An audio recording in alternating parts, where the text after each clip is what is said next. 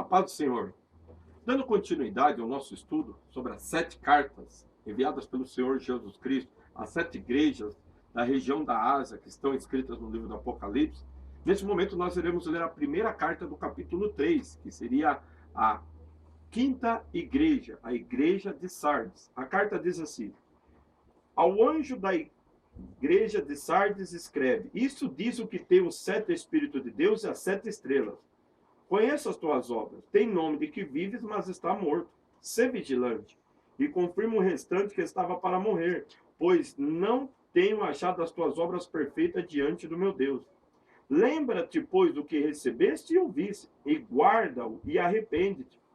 Mas se não vigiares, virei sobre ti como ladrão, e não saberás que hora sobre ti virei. Mas também tem em Sardes algumas pessoas que não contaminaram as suas vestes, e comigo andarão vestidas de branco, pois são dignas. Ao que vencer será vestido de vestes brancas. De maneira nenhuma arriscarei o seu nome do livro da vida, mas confessarei o seu nome diante de meu Pai e diante de seus anjos. Quem tem ouvidos, ouça o que o Espírito diz às igrejas. Meditando nessa carta, o Senhor Jesus Cristo revela a sua característica, a sua maneira dele ministrar, agir e operar na igreja de Sardes, declarando que ele tem um santo Espírito de Deus, ele tem a plenitude do Espírito de Deus. Todo o poder, toda a glória, toda a majestade de Deus habita nele e se expressa na vida dele, confirmando o que declara Hebreus, capítulo 1. Antigamente, Deus falou para nós através dos profetas, mas hoje ele nos fala por meio do Filho, a quem é o resplendor da sua glória e a expressa imagem da sua pessoa.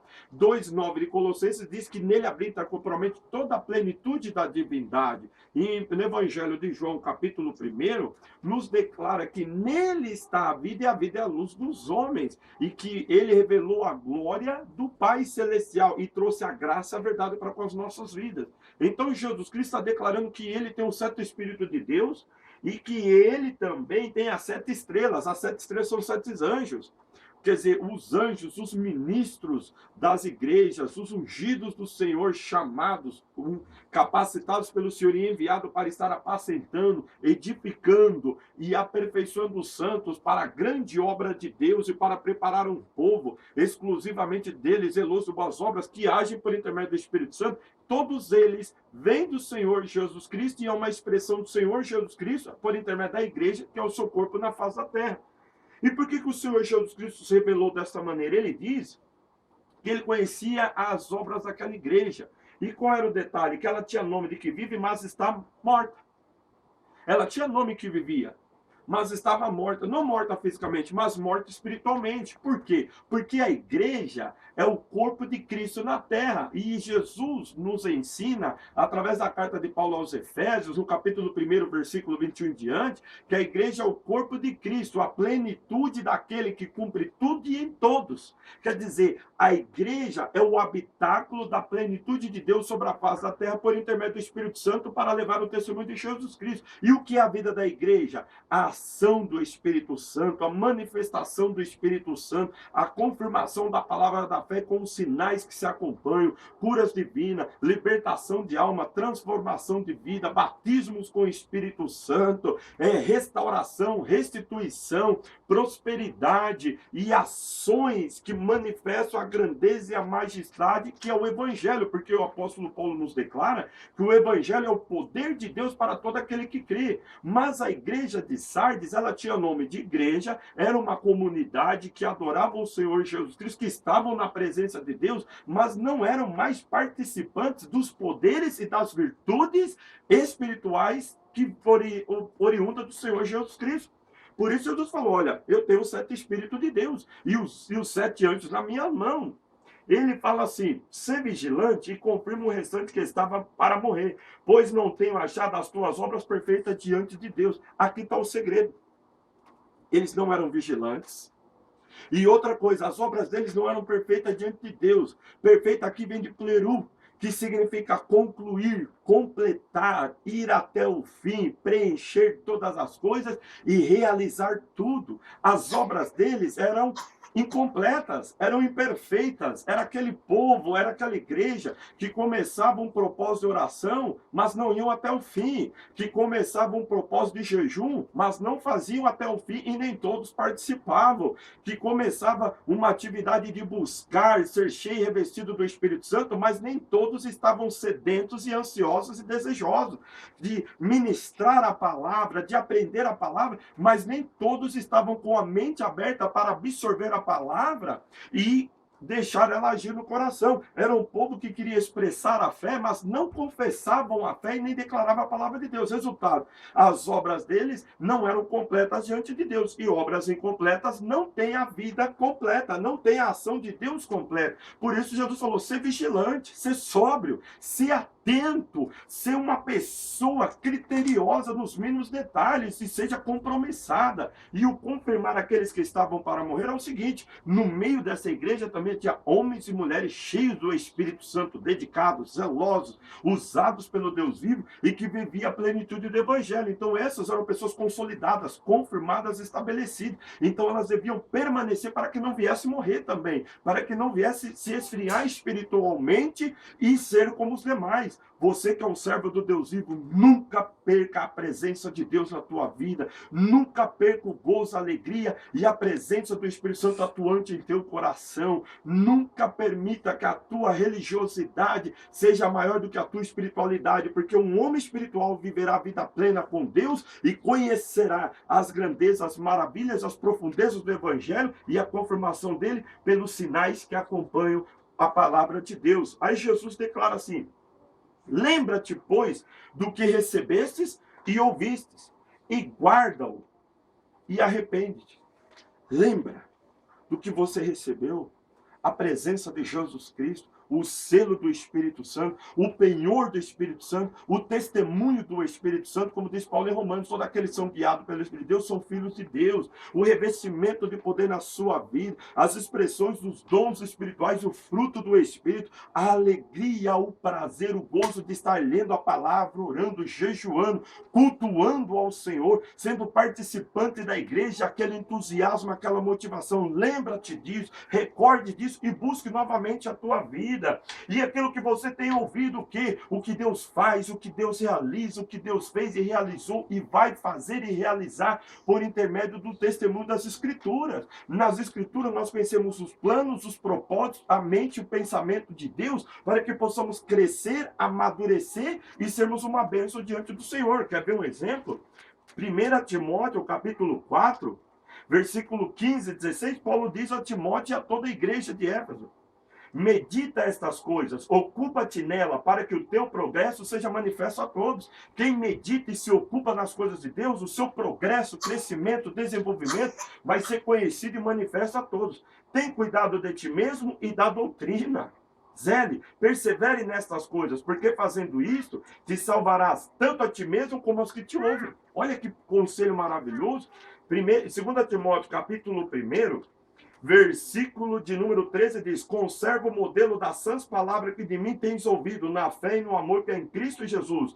Guarda o bom depósito mediante o Espírito Santo que habita em nós. Não é uma tradição, não é um costume de igreja, mas é poder, vida, virtude e plenitude do Espírito Santo sendo atuante, operante e manifestando na vida da igreja, que é a verdade do Evangelho. A igreja de Sardes estava morta, tinha nome que estava morta, por quê? Porque aquele que tem um 7 espírito e tem as 7 estrelas, não tinha mais liberdade para agir e atuar na igreja. Resultado, era o que nós ouvimos. Mas lembra-te do que você recebeste e ouviste, e você vai novamente ser participante desta bênção, dessa realidade. E aí o Senhor Jesus Cristo fala assim, ó, guarda-o, zele, preserve, conserve e aplique em tua vida. Seja essa realidade com temor e tremor. O apóstolo Paulo nos fala em 1 Coríntios, capítulo de número 2, os primeiros versículos diz assim, irmãos, quando eu fui ter convosco, anunciando-vos o testemunho de Deus, não fui com sublimidade de palavra de sabedoria,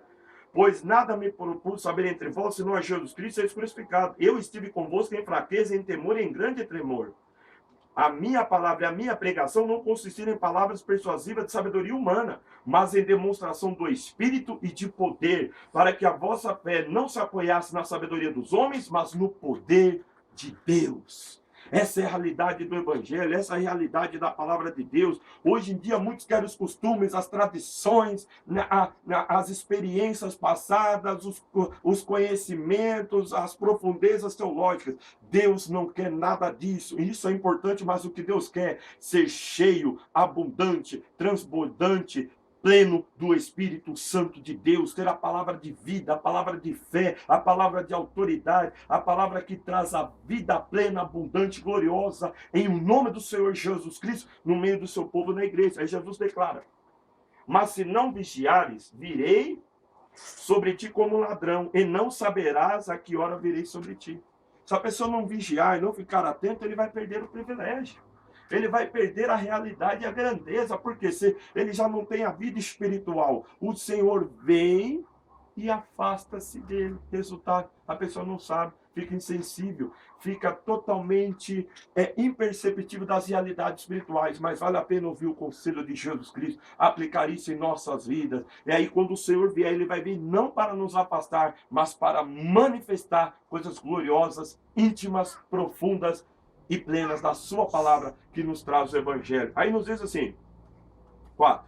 Mas também tens em Sardes algumas pessoas que não contaminaram as suas vestes, quer dizer, aqueles que ainda não tinham morrido. E comigo andarão vestidas de brancos, pois são dignas.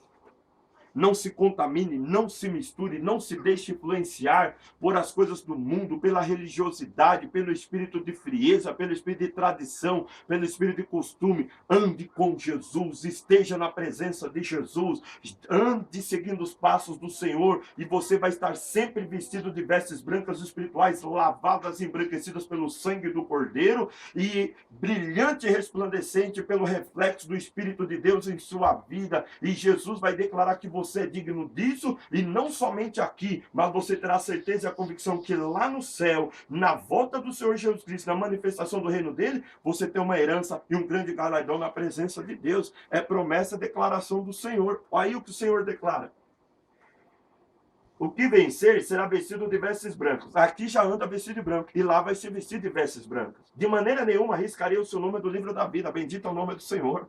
Os nossos nomes estão registrados no livro da vida no céu. Este livro é o cartório de Jesus Cristo, de todos os participantes do seu reino, de todos que viverão para sempre na presença dele, que terão a imagem dele, um corpo semelhante ao dele, e que nunca mais sairá dali, que será participante da árvore da vida, não sofrerá o dano da segunda morte, e que regerá as nações com cetro de ferro e de bronze, com poder e autoridade do Pai Celestial. Que bênção gloriosa e maravilhosa.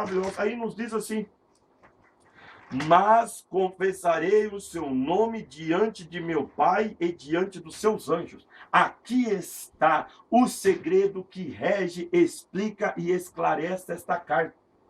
Confessar o nome do Senhor Jesus Cristo aqui na terra, e ele vai confessar os nossos nomes diante do Pai e diante de seus anjos. A primeira vez que isso aparece está no Evangelho de Mateus, capítulo de número 10, versículo de número 34 em diante, onde nos diz assim, versículo 37 diz assim, ó: quem ama o pai ou a mãe mais do que a mim não é digno de mim. Quem ama o filho ou a filha mais do que a mim não é digno de mim. E quem não toma a sua cruz e não vem após mim não é digno de mim. Quem quer achar a sua vida, perdê-la-á. E quem perder a sua vida por minha causa, achá-la-á. Quem vos recebe a mim, recebe. E quem me recebe, recebe aquele que me enviou. Você está vendo a promessa de Jesus Cristo, a declaração de Jesus Cristo? Nós não podemos amar o mundo. Nós não podemos deixar essas coisas mundanas nos afastar do Senhor Jesus Cristo. Por quê? Porque o contexto diz assim, versículo 28, não temais os que matam o corpo e não podem matar a alma. Temei aquele, pois, que pode fazer perecer no inferno tanto a alma como o corpo. Não se vende 2 passarinhos por um asse? Nenhum deles cairá em terra sem o consentimento de vosso Pai. Até mesmo o cabelo das vossas cabeças estão todos contados. Não temais. pois mais valei vós do que muitos pardais. Portanto, todo aquele que me confessar diante dos homens, eu o confessarei diante de meu Pai que está no céu. Mas todo aquele que me negar diante dos homens, eu o negarei também diante de meu Pai que está no céu. Não tenha medo, não tenha temor daquilo que possa querer fazer você esfriar espiritualmente ou desanimar, mas seja cheio do Espírito Santo, confesse o nome de Jesus Cristo, ele vai te confessar, ele vai declarar a palavra dele, a bênção dele na sua vida, e você vai ser cheio do Espírito Santo e vai manifestar a glória dele. No Evangelho de Marcos, capítulo de número 8, nos declara também a mesma palavra que o Senhor Jesus Cristo declarou, aonde nós aprendemos a seguinte palavra sobre confessar o Senhor Jesus Cristo. Diz assim, Marcos 8, 34 diz: então, chamando assim a multidão, juntamente seus discípulos, ele disse: se alguém quiser vir após mim, negue-se a si mesmo, tome a sua cruz e siga-me. Pois quem quiser salvar a sua vida, perdê-la. Mas quem perder a sua vida por causa de mim do evangelho, esse a salvará. Que aproveita o homem ganhar o mundo todo e perder a sua alma? Que daria o homem em troca de sua alma? Qualquer que nesta geração adúltera e pecadora se envergonhar de mim, das minhas palavras, também o Filho do Homem se envergonhará dele quando vier na glória do seu Pai com os seus santos anjos. Não se envergonhe do Evangelho, não se envergonhe da palavra de Deus, porque ela é o poder de Deus para todo aquele que crê. A igreja de Sardes, ela não estava vivendo essa realidade, por isso o Senhor Jesus Cristo falou: olha, você tem nome que vive, mas está morto. Você tem nome de que tem o poder e a virtude, mas não vive, porque você tem se envergonhado da minha palavra, do meu Evangelho, e não tem me confessado plenamente diante dos homens. Suas obras não são perfeitas.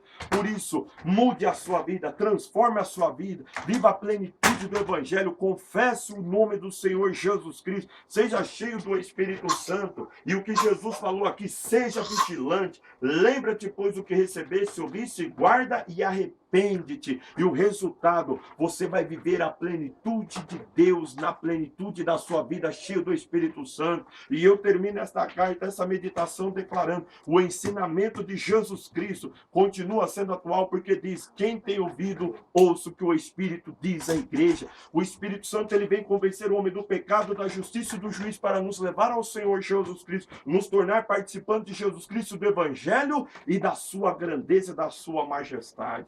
Meu caro ouvinte, tenha a vida plena.